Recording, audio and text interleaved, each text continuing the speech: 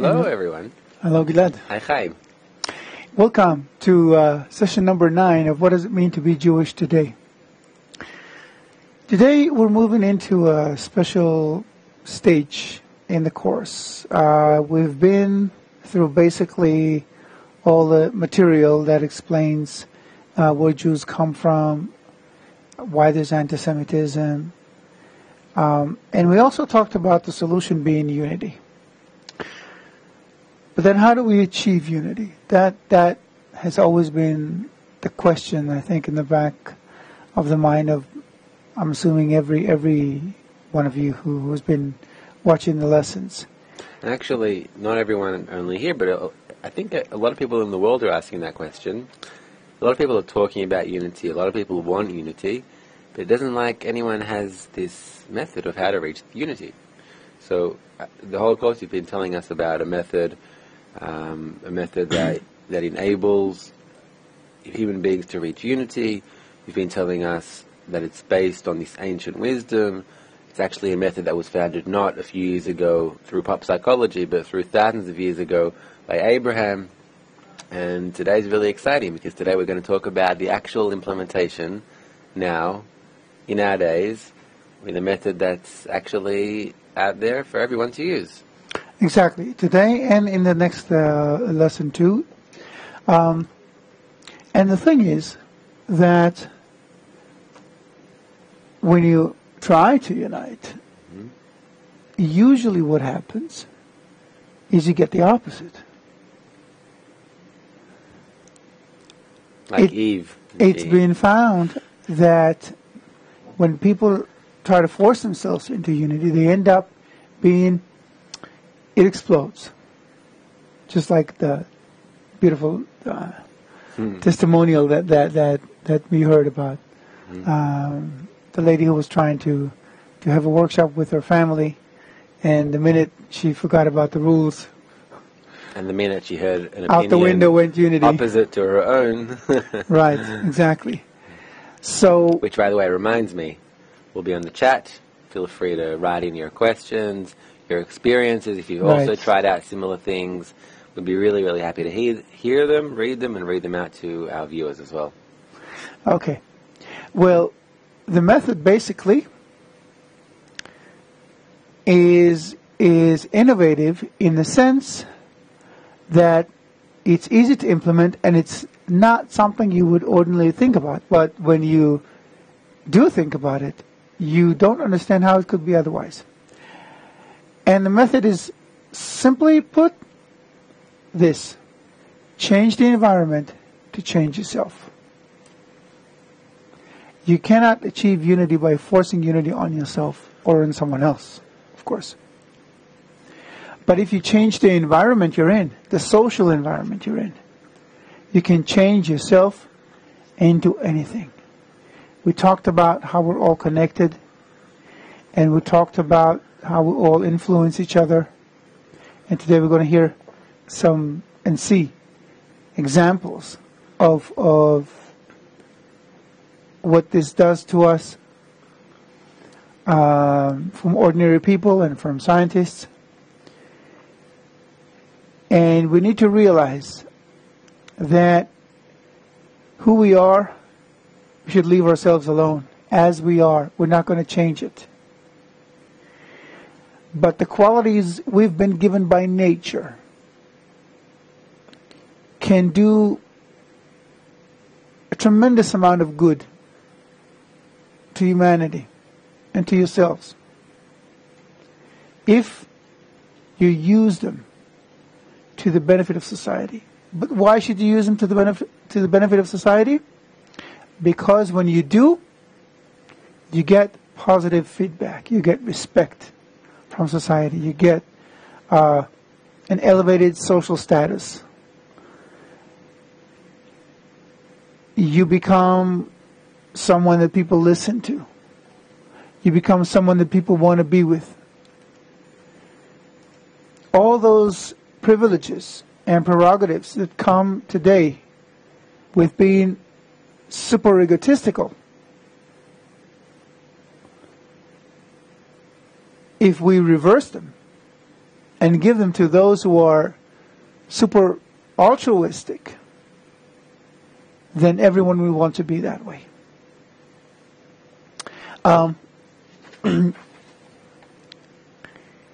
Let's just see how connected we are.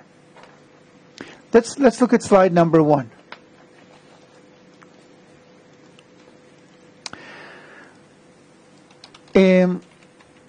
I'm just gonna read and we'll take it from there. We're gonna read through actually 4 slides in a row. Okay? So bear with us, because you're going to get a lot of new information from these slides, and we'll expand on that later. Okay, so slide number 1. On September 10, 2009, the New York Times published a story titled, "Are Your Friends Making You Fat?" by Clive Thompson.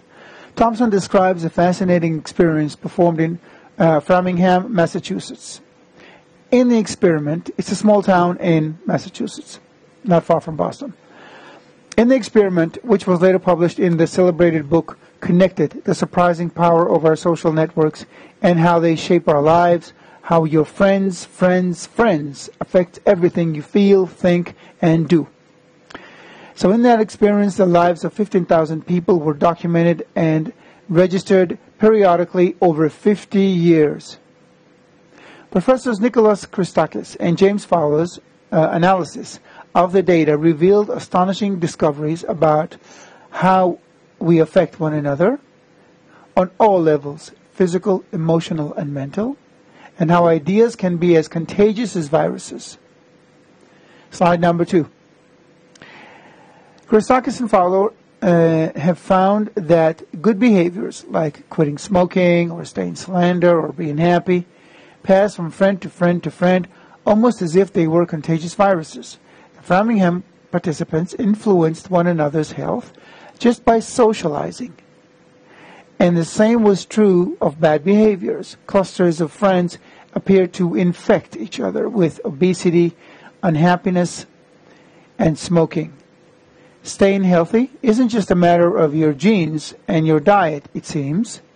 Good health is also a product, in part, of your sheer proximity to other healthy people. Slide 3. Even more surprising was the researchers' discovery that these infections could jump across connections, that people could affect each other even if they did not know each other. Moreover, Christakis and Fowler found evidence of these effects even 3 degrees apart, friend of a friend of a friend. In Thompson's words, when the Framingham resident became obese, his or her friends were 57% more likely to become obese too. Roughly 20% more likely to become obese if the friend of a friend became obese, even if the connected friend didn't put on a single pound. And about 10% more likely if a friend of a friend of a friend gained weight. Slide 4. Quoting Professor Christakis, Thompson wrote, "We can begin to understand human emotions like happiness the way we might study the stampeding of buffalo. You don't ask an individual buffalo, why are you running to the left? The answer is that the whole herd is running to the left." And that's who we are. Hold on. Let's Buffaloes? recap it. Let's recap it. It's. I'm assuming even people heard it, they still don't comprehend it because it's incredible. Okay. So again, just to repeat what Chaim read, we're talking about a research that was done for over 50 years, 15,000 people, where researchers went up to the people and every single period of time. Fix my microphone, okay? Hope this is better. They went back to the same people and they asked them, "Who are your friends?" They asked them what their status is. Are they married? Are they smoking? Are they healthy? And they did this over 50 years, so imagine how much detailed information you get. And what they found is incredible. They found that they can identify a person's state based not on what he does, but on what his friends do. And even more so, they found that this ripple effect takes effect over 3 degrees of freedom.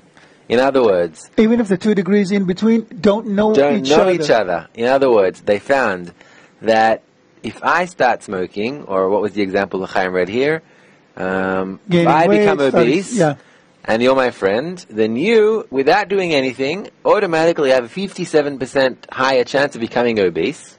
And that's okay, we can understand that, because I eat big hamburgers in front of your face, I might tempt you to have them as well, so that makes sense. Now, what's interesting is that I influence your friends, meaning the first degree's friend's friend, to also become obese, and I raise their percent to become obese by 20%. Even if you don't know my friends. Even if I don't know your friends. Now, there is a chance that I might know your friends because we're still friends, so there is a chance. Now, what's incredible is that even 3 degrees of freedom... So the friends of my friends, which neither of us knows. Which neither of us know. But if I start becoming obese, I raise their chances of becoming obese by 10%. And it's the same with smoking. It's the same with happiness. It's the same with getting married. If I get married, I raise the chances that your friends' friends, which I don't even know, will get married.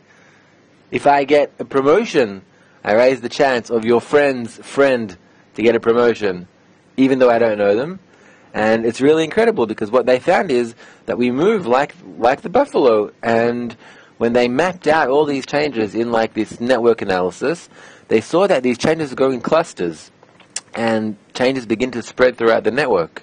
So all these things, in a way, they're contagious. Happiness is contagious.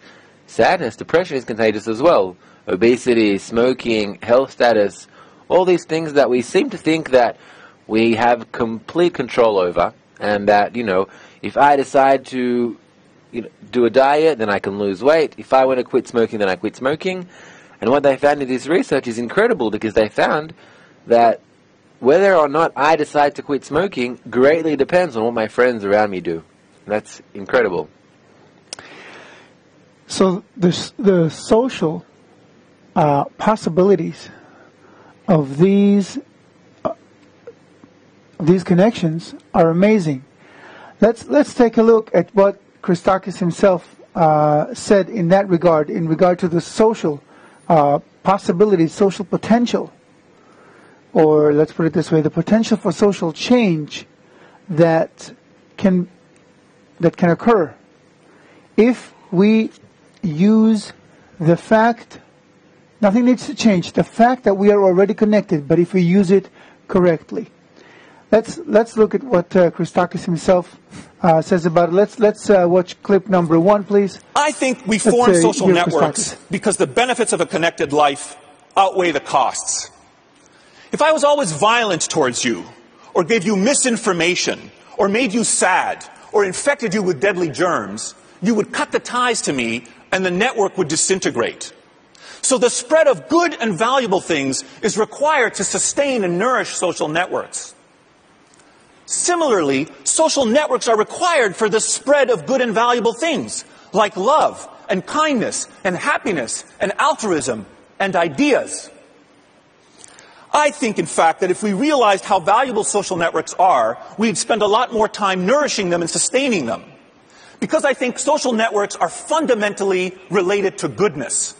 And what I think the world needs now is more connections. Thank you. Yep. And what Bunny says from Virginia, he says, we need a new shepherd. Christakis says we need more connections, and Bunny says we need a new shepherd. Yeah. By the way, Moses, is called the shepherd. And Sylvia is asking, why do we tend to follow the incorrect and not the correct things? That's a great question. We tend to follow the incorrect because the incorrect always it dominates. Yes, but it dominates. It dominates because it's who we are inside. Because of our egos. Because usually the incorrect is at the expense of someone else. Egoism doesn't just mean that I am the best that I can be. That's legitimate. That's natural. Egoism means that I'm the best, better than everyone else. And that's what's important. I'm the best in my environment. I'm the top of the heap. And that's why everyone follows me. Because I'm the top of the heap. I'm the leader of the herd. And I got there by being the strongest, by being the most manipulative, by being the most ruthless. Otherwise I wouldn't have been there. In our egoistic society, leaders get elected by promising to the public how good they'll be to the public, but by definition, they've gotten there because they are the worst of all the people, because they were the most manipulative and the most selfish, and they could trample on everyone else to be on top, and that's how they got there, just to stand on top of the hip, on top of the pile of people they've trampled, and say, I will do for you more good than anyone else could. By default, they'll do the opposite. They cannot help it. So, unless we the people change the social atmosphere. Let's look at another aspect of our interconnectedness. Let's read slide number 5.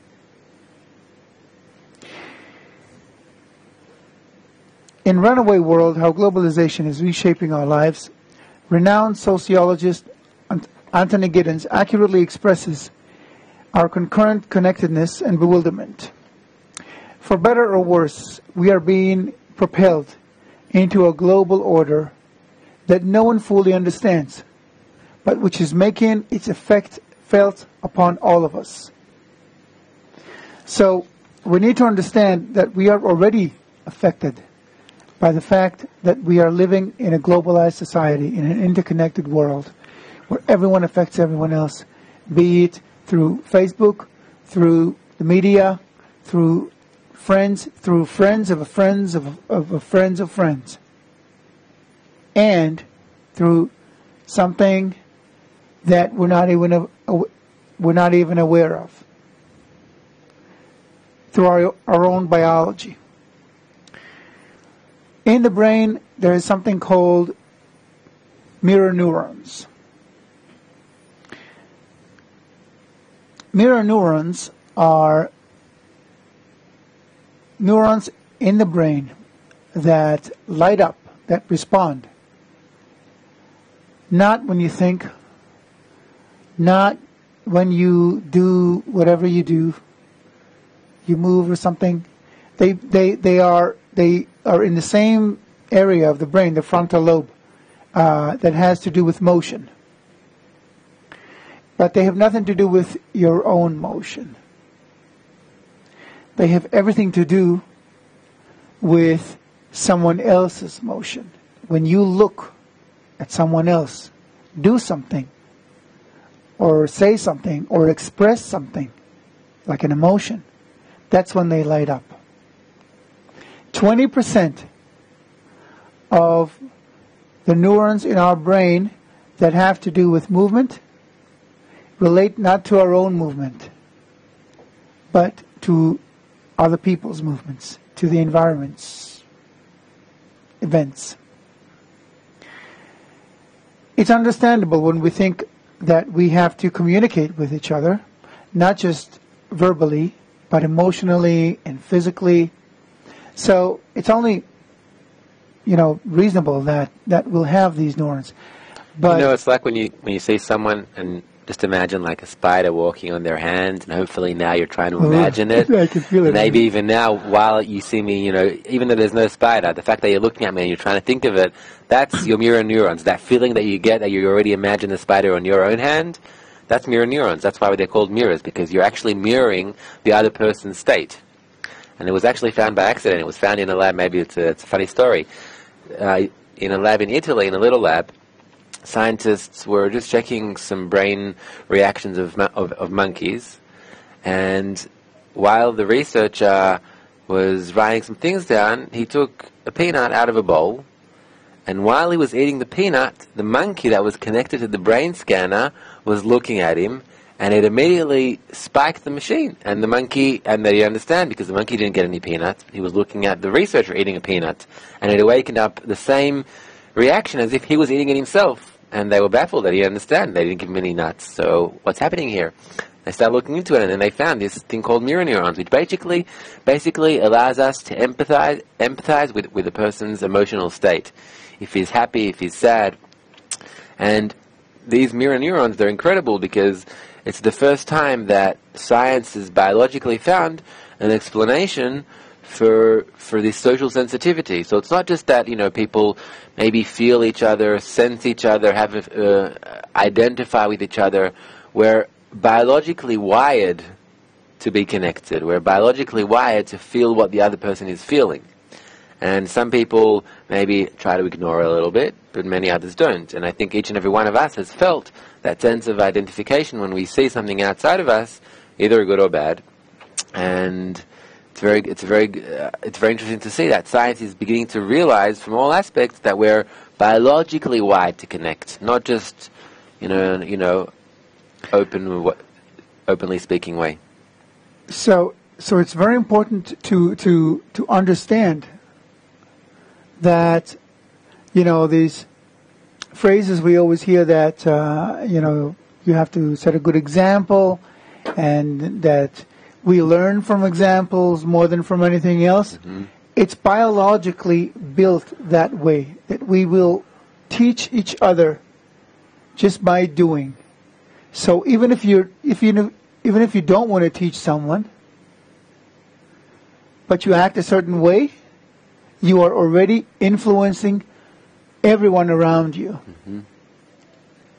So, how sometimes parents do things that they're not proud of, but their kids see them and they say, "Don't learn from me." It's too late.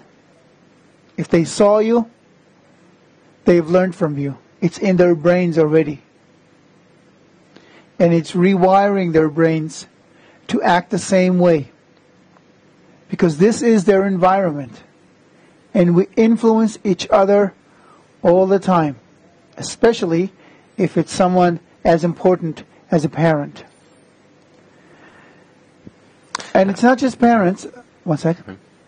It's also friends. Everyone who's important to you and does something, that the value that thing that you do projects gets implanted into your surroundings, into the people around you. That's why example is so important. There's a phrase in Hebrew, there's a very well-known maxim, where there are no people in the human sense of the word. Where there are no persons, be a person. Meaning you set the good example, because you know the influence of it. Yes, Gilad. Now, it's not only the influence of it, which is powerful, and we saw it from the research from Nicholas Christakis and James Fowler, that we're following people for tens of years and realizing that their choices are really dependent on the other's choices. It's also that the environment determines what we find pleasurable. It determines our measure of what pleasure actually is. And I'll tell you an experiment. Another interesting one. Subjects were put into a brain scanner, and they were given, while their brain was being scanned, they got this straw, and they were given wine. And while they were drinking the wine, they had like a screen explain what wine they're drinking. Now, half of the subjects, they read that they're drinking this cheap $20 wine, and the other half were reading that they're drinking this $400 expensive wine. Now, everyone was drinking the same stuff, the same wine. But the interesting thing is that subjects that thought they were drinking the cheap stuff said, not so good. And the ones that thought they're drinking the expensive stuff said, wow, this is amazing. Never mind what they said. What did their brains do? Exactly. And it's not only what they thought and said. Their brains, while drinking the expensive wine, it lit up. all the pleasure areas in their brain lit up. So they weren't just convincing themselves that the wine is better, they were actually sensing greater joy from drinking what they thought was expensive wine than the ones that thought they were drinking cheap wine. And why is that? It's simple, because people determine what is pleasurable according to society. In society, expensive wine is considered, high society, prestigious. So people determine that as something pleasurable. I'm doing something that's considered by other people. Other people find this pleasurable, then I must find it pleasurable as well. And it's a natural chemical response. So even what human beings determine, well, actually, if we look at just a few different countries, we can see that it's pretty evident that what one country finds as pleasurable isn't necessarily what another one finds as pleasurable. Exactly. If you look maybe in, in Europe, and they're looking at American football, they might not think that's the most pleasant thing to do. On the other hand, if Americans look at European football, which is called soccer in America, then they might not necessarily think that's the best thing to do. Yeah, that's changing now, but that's a different. That's changing. That's a different course. So there's another experiment, but I'll stop now. It's interesting. Maybe later. Okay, save it for later. Yeah. But when you look around you, there's so much egoism, and society is so flooded with it. In the media, all the, our idols, and so how do you change it? It's and even your parents, more often than not, they tell us, be strong, fight for what you believe in. It's not like it's bad to fight for what you believe in, but it's the aggressive message that's being sent. And if your whole society is like that and extols egoism, then how do you change it? It seems impossible. Well, to a point. First of all, changes occur when things stop working. And today, that's why Gilad mentioned before, that a lot of people are, talking about unity, but don't know what to do with it, how to make it happen.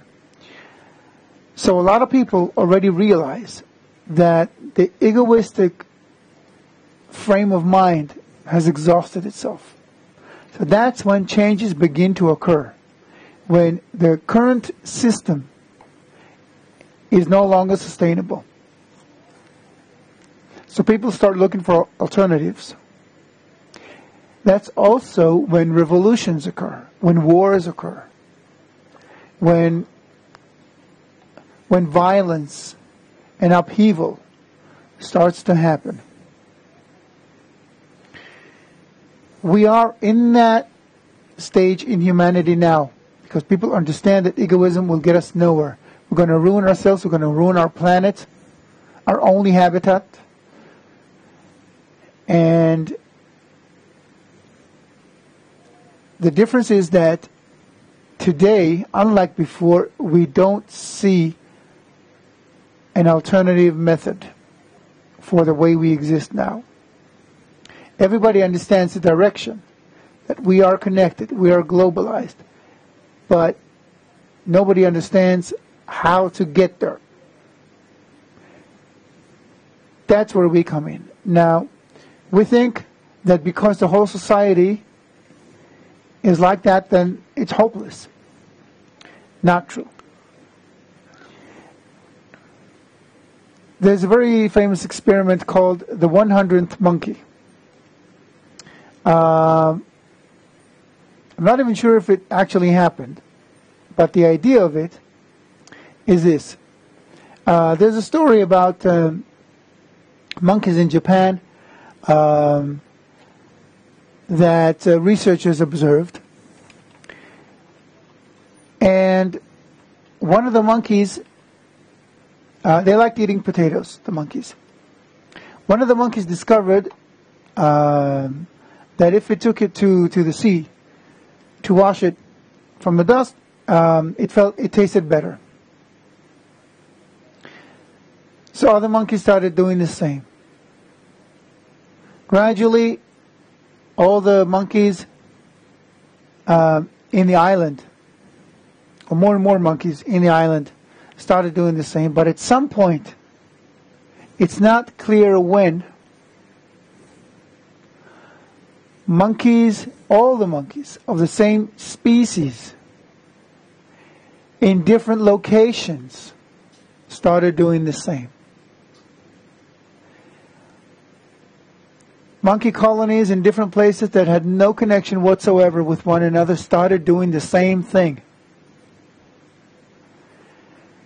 Researchers were not sure at what point it happened, but to them it was clear that there was like a critical mass of monkeys that adopted this behavior, which caused this behavior, this change in the behavior of all the monkeys, of an entire species. And that's very important, because we need to realize that we only need to influence a certain amount of people, relatively small, by the way. I think there have been researchers about it, right? About the critical mass. I think you talked about 10% or something like that. Yeah, it's actually 10% right now. I'm hoping to find a lower tipping point. That's exactly what I'm doing in my research now. And what I'm hoping to find is that with an additional element called an environment, you can even lower that 10% to less. Because if we're talking about 10%, then how much of the world right now is starting to move towards that paradigm shift? I'd say less. How long does it take for less than 10% to reach that change? According to the research, infinite time. Mm-hmm. So the only thing that could maybe switch people around faster, I think, is if they start suffering. And I don't think that's the ideal path. I think I've got good news for you. It can be less than 10%. Mm-hmm. And we're going to show you that it can be far less than 10%. The clip you're about to see now is not a science clip. It's just a person who was probably using his cell phone to shoot some kind of a festival. So we're going to watch a bit of this festival and just look what happens to people. And also, as you watch, try to also be mindful of what is happening to you. How you feel in the beginning of the clip about what you're seeing, and how you feel at the end of the clip, toward the end of the clip, about what you're seeing. Okay? It's poor quality, I'm sorry. Probably didn't have a very good cell phone. Mm-hmm. And it's not an experiment. That's the beauty of it. It's just something very spontaneous, and it's a great example of human nature. Pablo, let's watch the dance.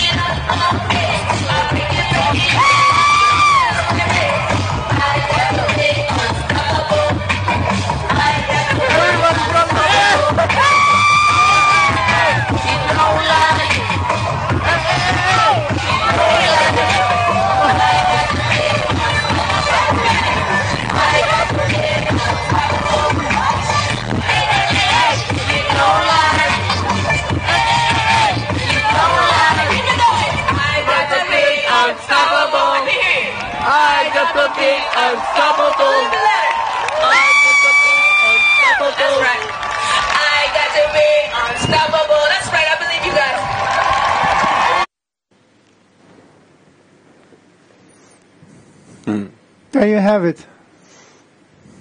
I got to be unstoppable. Wow, it seems in that clip that the moment people identify that something's happening, they just want to be a part of it. And they're running to that location to dance. Like, people are running. In the beginning, everyone's just sitting there, they see a guy dancing, they don't care. The second that critical mass hits, people are running to that spot to dance. That it seems like they're drawn to it, they want to be part of it. Something's happening and they want to be part of it. It's incredible. What did you feel when you first saw this guy dancing? I thought, what a weirdo. exactly my thoughts. Exactly. First time I watched this. And the second guy too. Yeah. The second guy too, like, to join, I was thinking, who made that happen? The first guy or the second guy that joined him? Because the first guy probably could have kept on dancing there for hours, if not for the second guy that had the courage to go and join him. When the third guy joined, that's when everybody else joined. Mm-hmm. And it was far less than 10%, of course. Yep. So, there's another hidden message in that clip, I suppose, like, stick to what you believe in. We can see that if we reach a critical mass, which is not a lot, of convinced individuals, then they can persuade everyone else. Yes. How did you feel toward the end of the clip when you watched everybody dancing? I wanted to go and dance as well. Exactly. That's exactly how I felt. And I felt that's how I felt the first time, and the second time I watched it. How many times have you watched it? This is actually my third, I think. And it also corresponds to what Gilad was saying before, that what we interpret as pleasurable changes by the environment. Because in the beginning, I thought, what a weirdo, you know, and the last thing I wanted to do was dance with this guy. But when I watched everybody else doing this, I wanted to join them. It suddenly seemed fun and a good thing to do, you know. Why natural. Not? Yeah, natural. Why not dance with everybody else? Mm-hmm. So what seemed weird at the start, the second it became a consensus, the second everyone was doing it, it became something natural. And Barney from Virginia, she's writing also the other side of that coin. She says that she believes that's what's happening in Ferguson. That she can't believe that all the people are looters and haters. They basically got caught up in the moment, similar to those who went dancing. And it's true, it's the sad point, it's the sad side of what we're talking about, but that's actually what we're seeing in the whole world today. That's what we're seeing in every single field. We're seeing environments that promote negativity. We're seeing environments that promote narcissism and consumption and self-glorification. That's what we're seeing. That's the environments that we're surrounded with. So just like that dancing environment that we saw now, that made you want to feel like dancing, right now we're surrounded with environments that make you want to feel like buying, exploiting, stepping on other people. And like Chaim said, the reason why we're so easily drawn to it is because we're egoists. We have that inside of us. And the second you give an egoist an excuse to be an egoist, you know, that's it's the easiest thing to do. It's a deadly match. Right? Yeah, exactly. And if you're, I'm not sure if you recall, I think it was in the first lesson actually, we watched this clip about the students, the Jewish students, talking about anti-Semitism. And they said anti-Semitism has become trendy. So the worst things can be regarded not only as natural and acceptable, but desirable. It can easily come to a point where being anti-Semitic or hateful of any other group or promoting any other form of negative behavior for that matter, you can come easily to a point where you are embarrassed, you're ashamed to not be that way. We can now feel firsthand how an entire country, civilized country, can become a Nazi country. Because even if there's just one guy, and Barasulam writes about it, that if a talented speaker comes out and speaks consistently about one topic, he'll make it the trend. That's exactly what happened there. He also suggests a solution there, but that's a different story. So we need to realize how easy it is to change public opinion. But now that we understand it, we know our obligation. Okay, so it's not just the workshop anymore. It's about everything we do.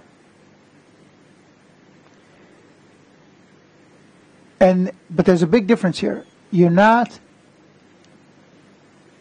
trying to be nice or courteous to people because, I don't know,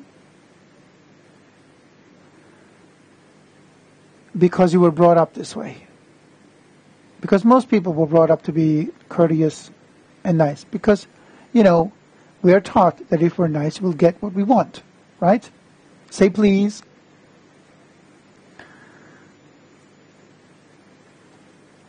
It's because if we change the social atmosphere, we will change the world. So that's what we're trying to install here. A social change through changing of the environment, where everyone basically stays the same in terms of their natural characteristics,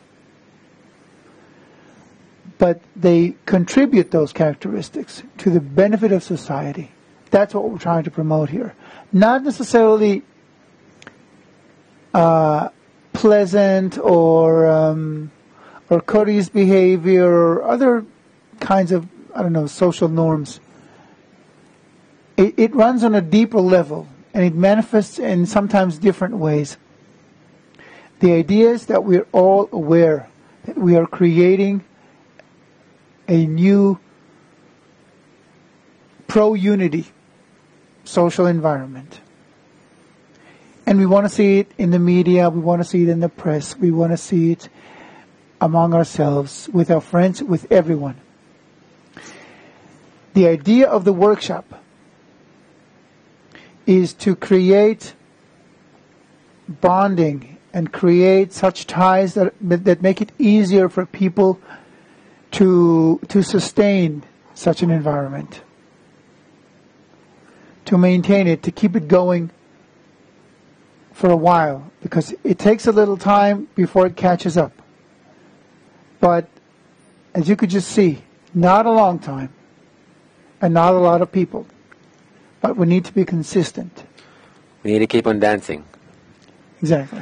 Until they join us. Now, you were talking about the media, and there's a researcher in Israel, Winter, his name is. He says something very interesting and very true. He says that right now, he says you can easily change the way that millionaires behave. And it's an example of, like you said, people staying the same. We're not talking about, communism or people having equal income. Everyone stays the same. but you can use that. You can use people's abilities. You can use the fact that a person is very, very good at doing business and he makes millions. That's fine if he has that ability. And that Winter, he says, right now, what's the media promoting? They're promoting, the top 10 millionaires this year. And then those millionaires, they have everything they need. They don't need anything else. They have too many zeros in their bank already. What are they striving to do? They're striving to make that list of the top 10, which means another zero in my account, another zero in my account. I mean, that's what they're after. They already have enough of everything they need. And he says you can change that like that. That same well-known newspaper, if it begins to publish an article, the top 10 contributors from the business world, and the top 10, notable causes done by businessmen, and the newspaper begins to promote that as being something noble, then those businessmen would automatically want to make that kind of list, because we're social creatures. We want to get agreement from the others. Even the greatest millionaire cares about what the other people think about him. Even the whole point of being a millionaire is so that you can brag in front of so that you can show exactly how rich you are. And so he's saying by simple changes in the media, you can make such a huge impact. So we've just got to keep on dancing. And we may think that, we're always going to have to use the environment to fight against our nature. Well, that too is not the case. Because once you condition yourself, or even better, once you put yourself in an environment that promotes pro-social behavior, you change your genes. You change your DNA. We've all grown up with a Darwinian paradigm that says evolution takes millions of years, thousands of generations for a fluke mutation to occur that makes a creature operate better in its environment, and that's why this creature survives and others don't. It's not the case.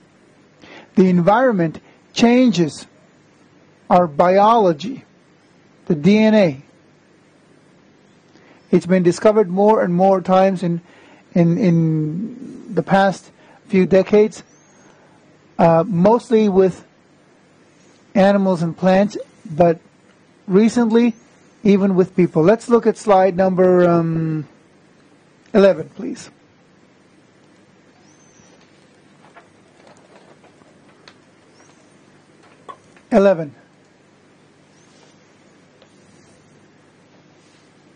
Okay.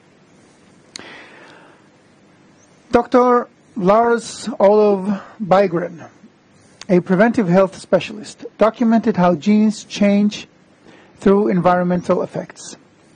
Dr. Bygren observed not only the effects the dietary oscillations had on the people who wait a minute. Yes, I'm continuing to read. How the dietary effects, dietary oscillations affected the people who endured them. He also examined whether that effect could start even before pregnancy.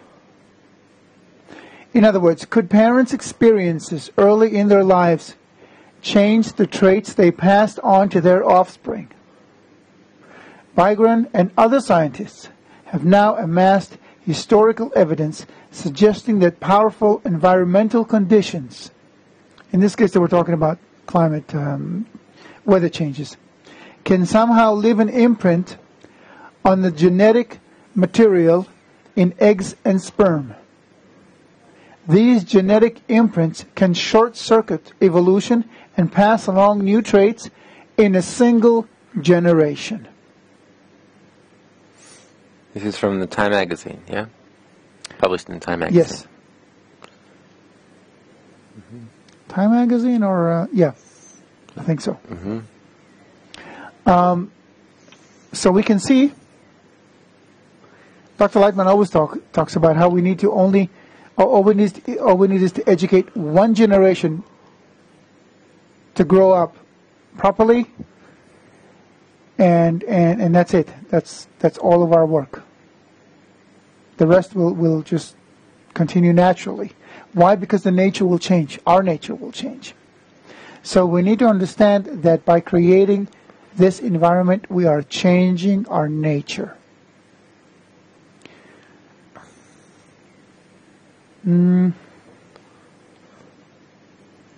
Let's now take a look at, it's an amusing example and very famous, at how much we're influenced by the environment. The fact that we're influenced by the environment has been observed for decades. And psychologists, social psychologists have been experimenting with it for a long time, and they've known there are numerous experiments about it. One of the more amusing ones has become a classic. It's called the elevator experiment. Maybe before we watch it, let's just ask the viewers a question. What would you do if you were in an elevator and people around you suddenly turn to face a certain direction? Would that make you turn around, change your direction? What if they did that over and over again? Would you stand there, like, sorry to say, like an idiot, turning back and forth and back and forth? I wouldn't. I'm no idiot. I'm no idiot either. Let's watch the clip. Okay, let's watch the clip. The gentleman in the elevator now is a candid star. These folks who are entering, the man with the white shirt, the lady with the trench coat, and subsequently one other member of our staff, will face the rear. And you'll see how this man in the trench coat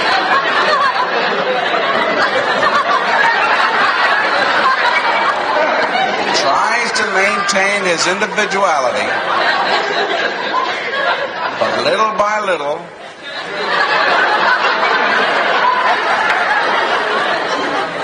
he looks at his watch, but he's really making an excuse for turning just a little bit more to the wall.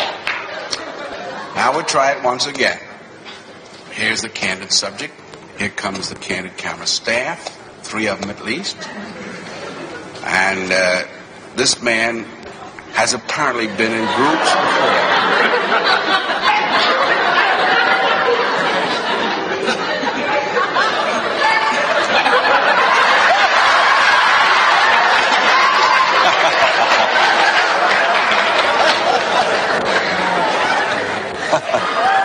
Here's a fella with his hat on in the elevator. First he makes a full turn to the rear, and Charlie closes the door. A moment later, we'll open the door. Everybody's changed positions.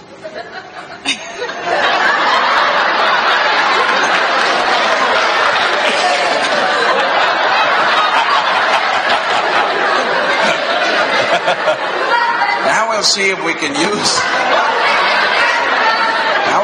can use group pressure for some good. Now, in a moment, on Charlie's signal, everybody turns forward. Notice they take off their hats. And now, do you think we could reverse the procedure? Watch.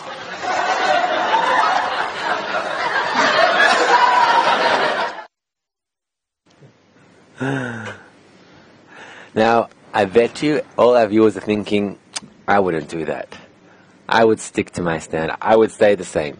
And it's true, because I was thinking that too while I was watching the clip. I was thinking, I don't think I would turn around like that guy. But the fact is, this research, this is a clip from Candid Camera, by the way. But this clip is based on research that was conducted thousands of times in many, many, many different scenarios. Another scenario of the same thing is that people went into a library, passed by a maintenance worker, and when they were in the library, in that room, they heard a crash sound, probably of the maintenance worker falling off the ladder he was working on. And automatically people respond in going out, popping their head out to see what happened. And they put 2 subjects in the room who just sat there and ignored it. And in every single case, the third subject that joined in he stayed there as well because the other two sat there and didn't move. He didn't move either. And this was conducted in hundreds of scenarios with restaurant tipping, with bystanding effect of people not approaching people at someone in need in the streets. This was conducted in every single scenario you can imagine, and the results are always the same. People conform to what is around them. Yep, that's human nature. So, but since we are aware of it now we can observe ourselves and choose to make a difference. And this relates, of course, not just to anti-Semitism or to any. This has nothing to do with religion. It has to do with our lives, very simply, everybody's lives. And it has to do with changing our society. So, there's a lot of work. Some questions, maybe? Comments? Not so much questions today, but there are a lot of comments. Okay. Bonnie from Virginia is saying that greed has caught a lot of attitudes formed because that's why the money changers want us to think. If everyone's doing it, then it can't be bad, can it? And she gives an example that young girls believing that they must be thin to be cool or attractive. Exactly. In the 50s it was smoking and drinking. So it's true, a lot of companies and governments understand this kind of behavior. Exactly, that's how advertising works. Mm-hmm. There's a reason why an ad in the Super Bowl costs however much it costs, because they understand the impact it has when people are hit by it. Now, I just want to add, it's a fact that we're constantly hit by these things, constantly. I read an article that says we're exposed to 3,000 advertisements a day. Now, the number is questionable. Some others articles say even more than that. But you don't have to read an article to feel that you're constantly bombarded with ads, whether it's on the internet, whether it's on the street, whether it's on your cell phone. Constantly you're being hit with ads. And what are these ads doing? They're brainwashing you. They're recreating what you define as normal. If you define, like Bonnie said, about girls being skinny, if women keep on seeing photos of very, very, very thin models, and that becomes their standard for being pretty, and then that usually makes them feel bad about themselves because those standards are unrealistic. And it's the same with everything. So what we're talking about here is creating an environment that constantly bombards us with the opposite values, with the values of how good it is to be connected, how things that we naturally know are good for us. Throughout the entire course, we've been talking about it, and we've been saying that these things that we're naturally wired for, and that people feel that there's this positive connection in it. And due to the ego, which led us to develop the opposite kind of environment, we have to develop something in contrast to that.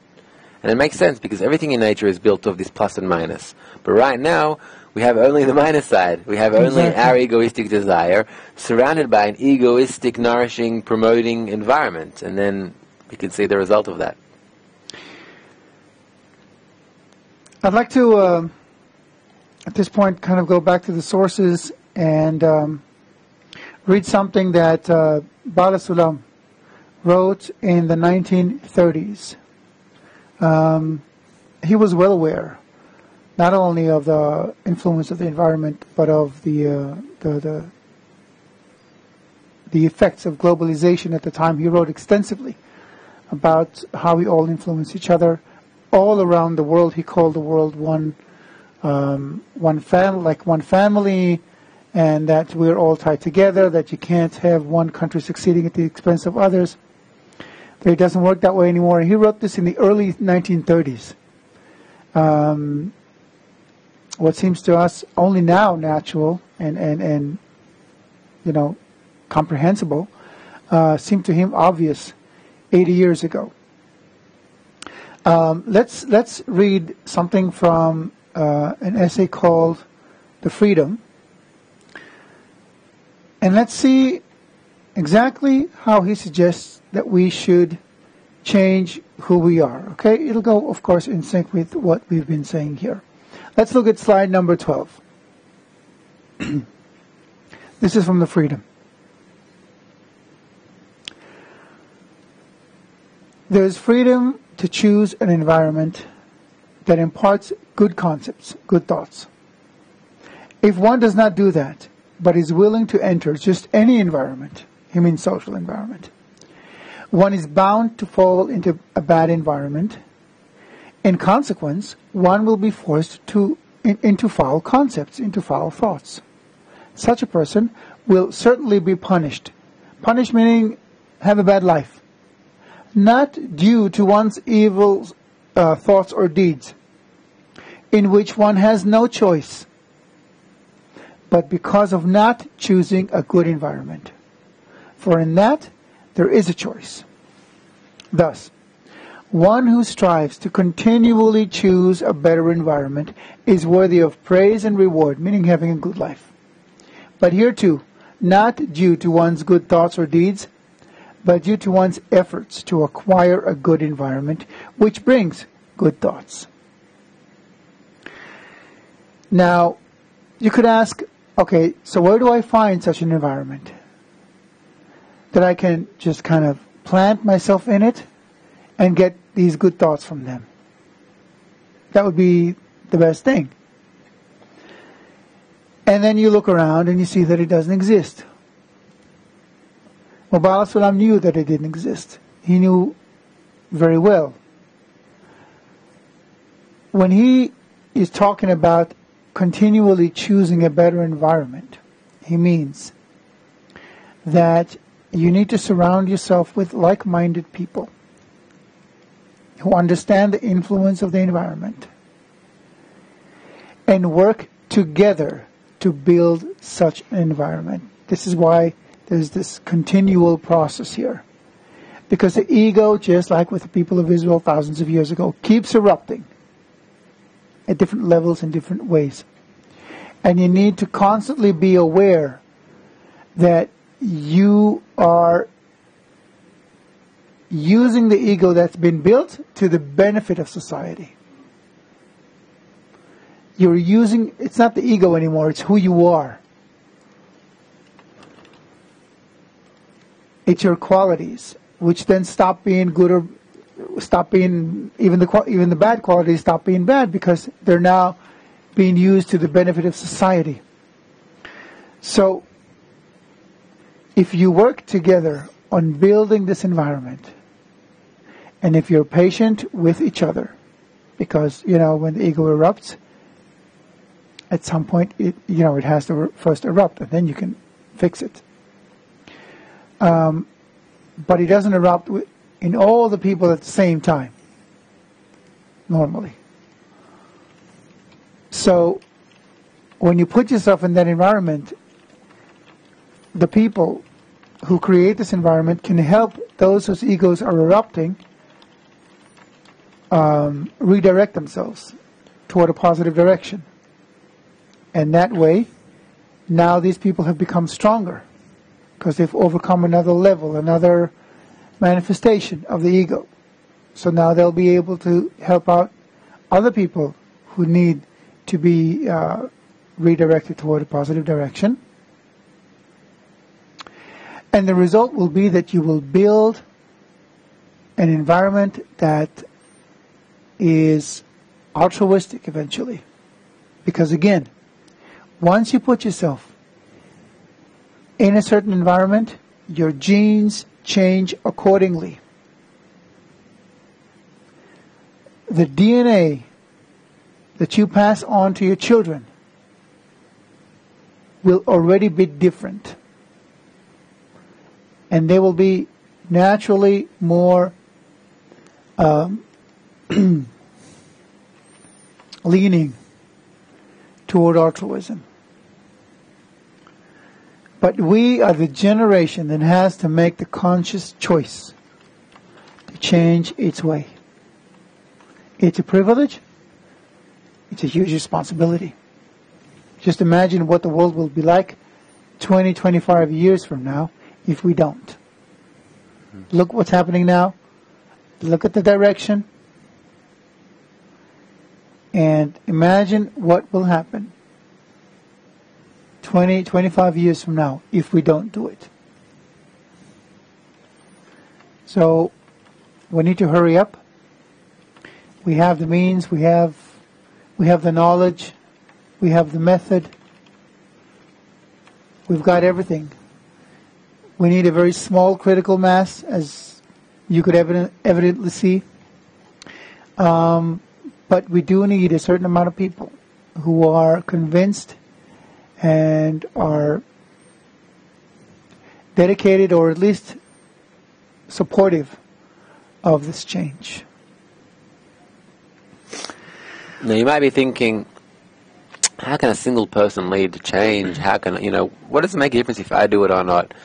And I don't know if that's what that second guy who joined the first guy dancing was thinking, but he very well could have thought that. Well, it doesn't matter if I join him. He's just one guy. If I join him, we'll just be two. And it's the same with the third guy. He probably thought the same thing, or could have thought the same thing.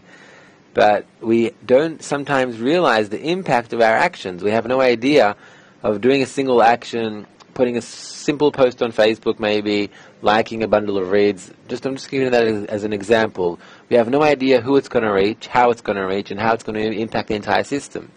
And what we're finding today, that's what science is finding, is that because we're so interconnected, every little movement automatically affects the entire system, and it has huge impact. So really, you should not underestimate the influence and the impact of your actions. This is basically the message that we wanted to pass on today. I think we have a lot of announcements today also to make, right? No, we've still got a few more minutes. Yeah? Yeah, we can still go on. The survey? Mm-hmm. Okay. Yeah, we want to talk about the survey. We're going to need your help in order to Maybe do we'll see if we have one more question. a better job in the next course. But really, I think, well, you've got the message. I think it's best if we stop at this point where we understand what we need to do. Next week, we're going to talk about the implementation of what we call integral education. The workshop method of discussion is part of a more inclusive method of education. By education, I mean by a method for changing our thought processes, or in short, our attitude to other people. And as we now realize, we all need to be re-educated, not in terms of knowledge, but in terms of how we treat each other, and that's obvious already. So this is a method that was developed by Dr. Lightman and Dr. Ulyanov and other people, which implements all the principles we've learned in this course and uses them to change human nature. We're going to talk about all that in our next session next week. So now let's explain a little bit about the survey, because it's important for us that you take part in it. It's very important that you help us improve this course and examine, other directions where we can go with passing on the message. Exactly, and that's the purpose of the survey. So, first of all, Pavel, if you can just show my screen for a second so they see the address. This is where you can fill in the survey. Please type this address in now while we're speaking, because you'll probably forget. So it's bit.ly/BOR survey. Now, just a note, we usually get comments that bit.com doesn't work, and it doesn't, because it's not bit.com, it's bit.ly. Pavel, maybe just show it again in case our viewers didn't get a chance to get this down. Now, please fill this in. This will give us a better understanding of what you expect. We're actually considering how to continue out once the course is finished. We have a lot of options, we have a lot of thoughts, but we really want to know what you think to make sure that it suits you as well, obviously. And it won't take you long to fill out the survey, probably like 45 minutes, something like that. No, it'll just take you a few minutes. So really, it's for you, basically. It's just so we know what you want. So really take the time to those few minutes to fill it in, and we'll send you a free ebook, which Right. you'll get in your email. You fill in the survey, but It's in the works. it's in the works, and we'll send that to you next week. And what else do you want to say? Anything else about the survey? No, it's just basic feedback. What did you like? What did you? Just what tell would us you how like much you to- enjoyed the to- course, Of course. how much you enjoyed Chaim's instruction, how much you just loved us. And what you want to improve, Yeah, and that too. and also what kind of directions you'd like to see in terms of topics to discuss. No, I was just kidding Yeah. about how much you loved us. Seriously, really tell us what you think is we should improve. That's the only way we can learn, because we're in a virtual classroom and Right. we really have no immediate feedback. Right. So only from this kind of these kind of things, by you filling out this survey, we can really know what you liked, what worked, what didn't work, and that's very important to know what didn't work so we can improve next time. Exactly. And That's the first time we're doing this type of course, so Yep. And we need your feedback. and what you would like to see next after the course finishes, how you would like to keep on creating this positive environment together Right. with us. And also, please do read the last chapter, chapter 10, about the integral education education method. And do send us questions. As you read, you might have some questions. We did have questions for this lesson, but I wanted to focus more on the content this time than on answering questions. So if you have any questions regarding this lesson and this chapter in the book, you can also send them to us. We'll dedicate some time to answering all the questions, as many of them as we can, next week. So please do send them. Also, testimonials. If you're doing workshops, don't stop just because we're not talking about it anymore. If you have opportunities to do that when you're in the bar, with friends and stuff, just tell them, let's have a little bit of an experiment here, a social experiment. Let's see what happens. So some students have posted the link to the survey in the chat, so you can copy it good. from there if you haven't. So then before you fill it in, write down 15 things that you didn't like about the course.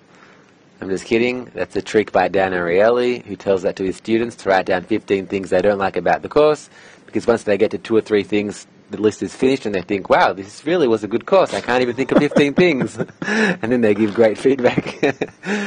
So as Chaim said, next week we'll be talking about the method of integral education. That's going to be in a week minus an hour and 15 minutes from now. That is Tuesday, January the 20th at 8 p.m. Eastern Time. Like us on Facebook if you haven't already. We're sure you have, by lesson 9. If you haven't, by any chance, then it's facebook.com/bundleofreads. Okay, so tell your friends to like us on Facebook. Exactly. And you can just search Google Facebook Bundle of Reads and you'll find it. Send us your questions, like Chaim said. You can do that by replying to the emails we send you. Just reply and post a question in. And maybe someone will, take the challenge of posting a video question as well. How can you do that? Like we said, just record yourself on your webcam, upload it to YouTube, and in that same email, reply, instead of a question, just send us a link to the video. Thank you very much. We enjoyed this lesson. We hope you did. Thank you, We enjoyed Gilad. it. Thank you, Chaim. We'll see you next week. See you next week. Bye-bye.